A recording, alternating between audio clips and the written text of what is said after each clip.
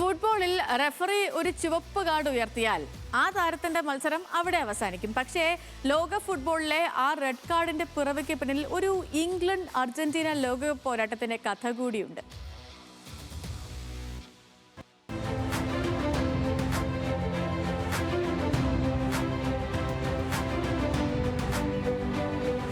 ഇംഗ്ലണ്ടും അർജന്റീനയും ലോകകപ്പിൽ വീണ്ടും നേർക്കുനേർ.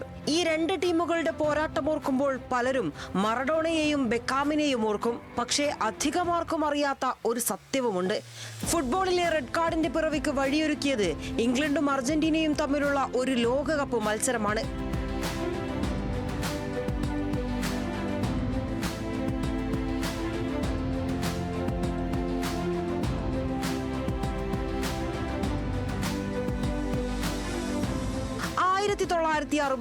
ലോകകപ്പ് ക്വാർട്ടറിൽ ആതിഥേയരായ ഇംഗ്ലണ്ടും അർജന്റീനയും ഏറ്റുമുട്ടി. മത്സരം കടുത്ത ഫൗളുകളും വാക്കുതർക്കങ്ങളും നിറഞ്ഞതായിരുന്നു. റഫറിയുടെ തീരുമാനങ്ങളിൽ തുടർച്ചയായി പ്രതിഷേധിച്ച അർജന്റീനൻ നായകൻ അന്റോണിയോ റാറ്റിനെ ജർമ്മൻ റഫറിയായ റുഡോൾഫ് ക്രൈറ്റ്ലൈൻ പുറത്താക്കാൻ തീരുമാനിച്ചു.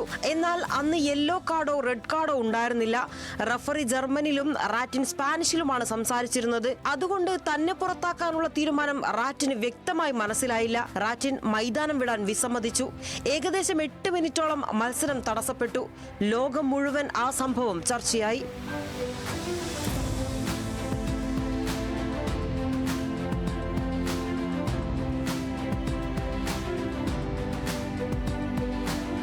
ആ മത്സരം ശ്രദ്ധയോടെ കണ്ടിരുന്ന മുൻ ഇംഗ്ലീഷ് റഫറിയായിരുന്നു കെൻ ആസ്റ്റൺ. ഭാഷ അറിയാത്തതുകൊണ്ടാണ് ഈ കുഴപ്പമെന്ന് അദ്ദേഹം തിരിച്ചറിഞ്ഞു. കുറച്ചു ദിവസങ്ങൾക്ക് ശേഷം ലണ്ടനിലൂടെ കാർ ഓടിക്കുമ്പോൾ ഒരു ട്രാഫിക് സിഗ്നലിന് മുന്നിൽ വാഹനം നിർത്തി. മഞ്ഞ ലൈറ്റ്, പിന്നെ ചുവപ്പ് ലൈറ്റ്. അപ്പോഴാണ് കെനിന് ഒരാശയം ലഭിച്ചത്. മഞ്ഞക്കാട് മുന്നറിയിപ്പ്, ചുവപ്പ് കാർഡ് പുറത്താക്കൽ. ഭാഷയുടെ ആവശ്യമില്ല. ലോകത്തിലെ ഏത് താരത്തിനും ഒരേ നിമിഷം മനസ്സിലാകുന്ന ഒരു സിഗ്നൽ. കെൻ ആസ്റ്റന്റെ നിർദ്ദേശം ഫിഫ അംഗീകരിച്ചു. 1970 മെക്സിക്കോ ലോകകപ്പിലാണ് ആദ്യമായി യെല്ലോ കാർഡും റെഡ് കാർഡും ഔദ്യോഗികമായി ഉപയോഗിച്ചത്. കൗതുകകരമായ കാര്യം, ആ ലോകകപ്പിൽ ഒരു താരത്തിനും റെഡ് കാർഡ് കാണിക്കേണ്ടി വന്നില്ല.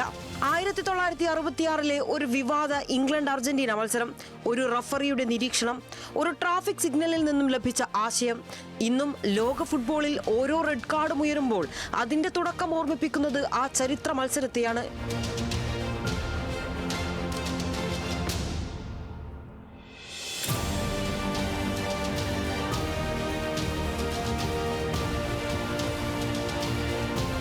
World cup desk, news Malayalam.